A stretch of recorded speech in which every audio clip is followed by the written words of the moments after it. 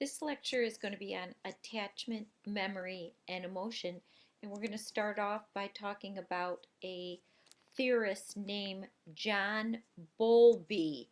And he created a theory where he said that children who form an attachment to an adult, that is, an enduring socio-emotional relationship, are more likely to survive.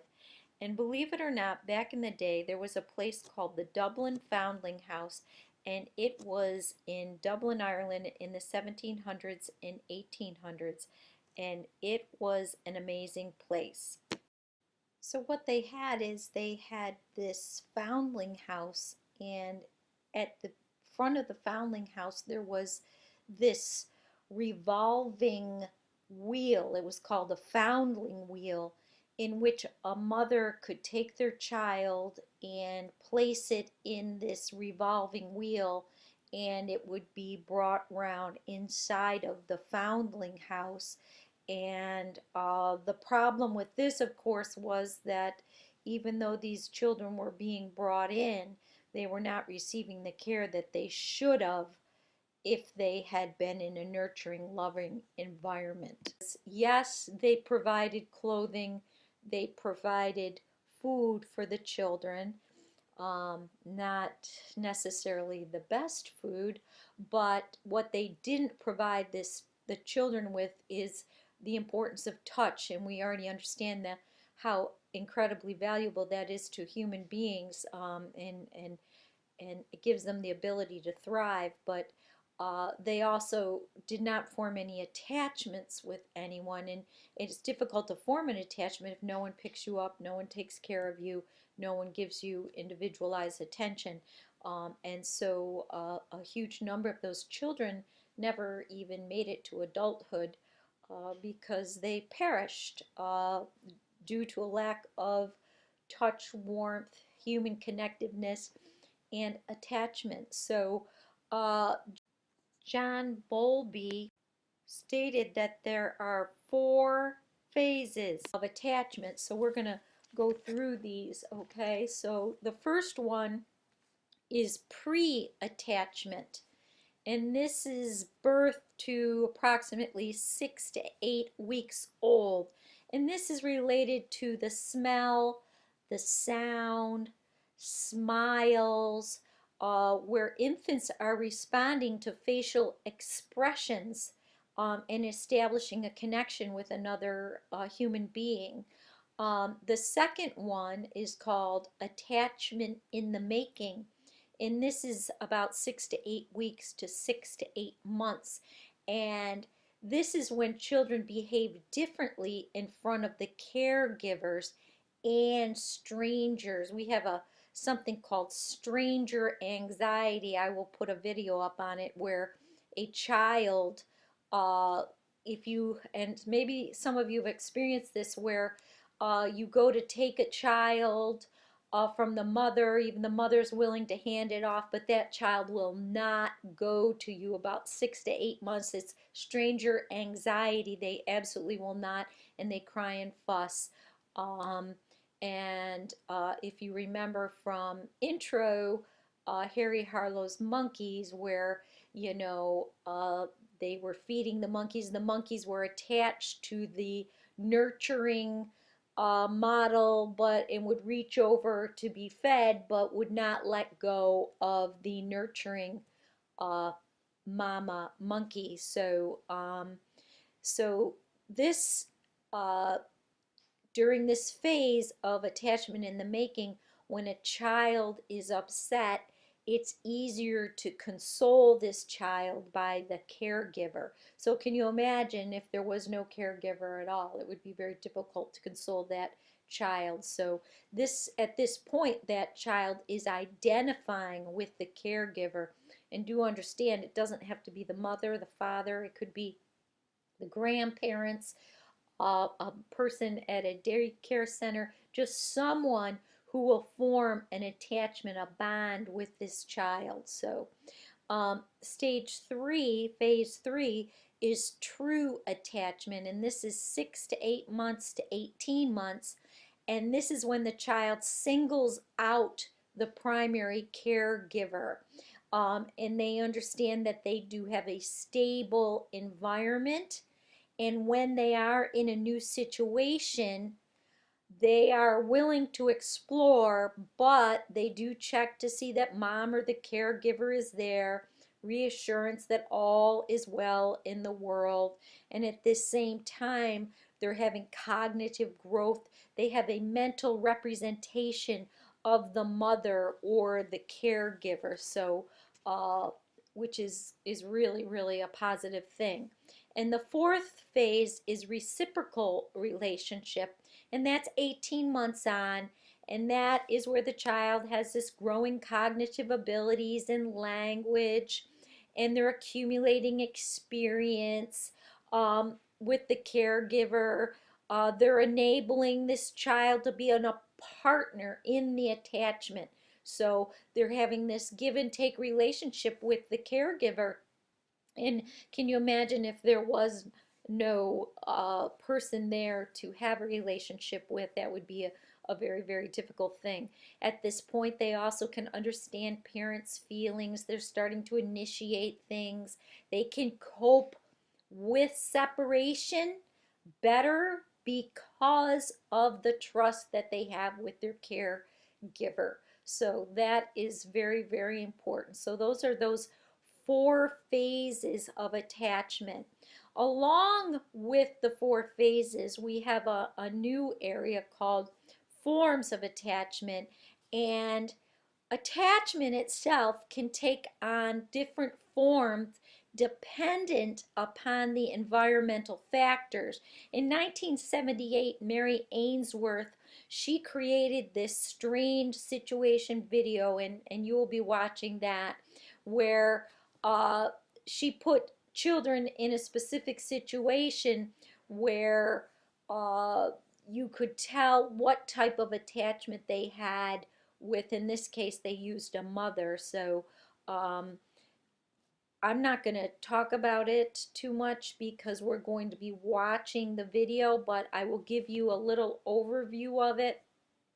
So basically, a child is in a room with the mother leaves, the actions that the child has while the behaviors while the mother is gone determine the type of attachment that they have with the mother, and also the behavior when the mother comes back. So dependent upon that behavior, Mary Ainsworth came up with different types of attachment. The first being secure. They may or may not cry when mom leaves the room. When she returns, the baby wants to be with her and will stop crying. Okay, so that is a secure relationship, and it's the best kind of relationship that you can have. Then we have avoidant attachment, and this is the child is not upset when the mother leaves, and when the mother comes back, they may ignore her when she comes back. 20% of children have this. They're insecure. You left me. You left me again. So this is an insecure relationship. Then we have resistant attachment. This is a child that's upset when mom leaves and still visibly upset when she returns. There's about 15% of children who have this. They're angry. Why do you keep doing this to me? This is an insecure relationship. You keep doing it. You keep leaving me. And they cannot be consoled. And you'll see this in the video. And we have disorganized attachment, and that's 5 to 10% of children. They're confused when mom leaves, and they're confused when she returns. They don't get it. They don't get it. So they may not even, they may go near mom when she returns, but they may not even look at her. This again is an insecure attachment. So we have one that's secure. The good news is that 60 to 65% of children have a secure attachment with mom. And then we have, of course, avoidant, resistant, and disorganized. So, um, what determines the quality of an attachment so that children respond in these different ways? So, what happens is infants develop an internal working model. And you want to remember that an internal working model. This is a set of expectations about the parent's availability and responsiveness, okay, overall, and especially in times of stress. Are you reliable? Can I trust you when I'm in a time of stress, and are you available to me? So, um, speaking of attachment, so many children go into daycares in today's day and age. But what I want you to understand is that a high quality, okay, uh, is important. But if not the quality of the daycare, the attachment of the people that work there is critical to a successful daycare relationship. Um, and if things aren't great at home, but the child has a really great relationship and attachment with someone at the daycare center, that can be very good. But if it's bad at home and bad at the daycare center, that is not a good relationship. But so it doesn't have to be the fanciest daycare in the world. It just needs to be a loving, caring, nurturing daycare center. And especially so if things aren't going so well at home, and perhaps as a parent, you may understand that. So you would seek out a very nurturing environment. It doesn't matter if it has, every child has I don't know, an iPad or something like that. So that is that. So let's talk about memory for a child. We're going to talk about memory, and then I didn't say this in the beginning, but we're going to talk about emotions a little bit here. So memory. Young babies remember events, and we had talked earlier about, our first real memory that we have is about 3.5 to 4 years old, maybe earlier if it's a traumatic memory. But just because we can't remember things earlier than 3.5 to 4 doesn't mean that we're not creating memories. We are. If you remember from intro, there was the baby where they tied the ribbon to its leg and then to the mobile above its head. And the baby learned that if it moved its leg, the mobile would move and it entertained the baby. And the very next day, they did it again. The baby moved its leg on its own. So, if you recall from implicit memories that are kind of coming in the back door, they're automatic, unconscious, another level of memory in our dual processing system. So the child is creating memories, and so for Erik Erikson's trust versus mistrust, in those very few uh, months of birth, you're already establishing a relationship. You've got attachment. You're going to have memories. Are they going to be positive memories or negative memories? But they definitely are able to do that. So three important features exist as early as 2 to 3 months old as far as memories go. And one, an event from the past is remembered, and two, over time, it can no longer be recalled, okay, and three, a cue, priming, awakening of association can bring it back up. And this can be traced to brain growth.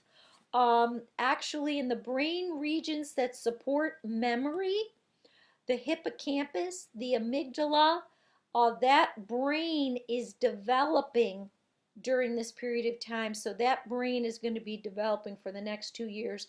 And so you're building this foundation for your memories, okay?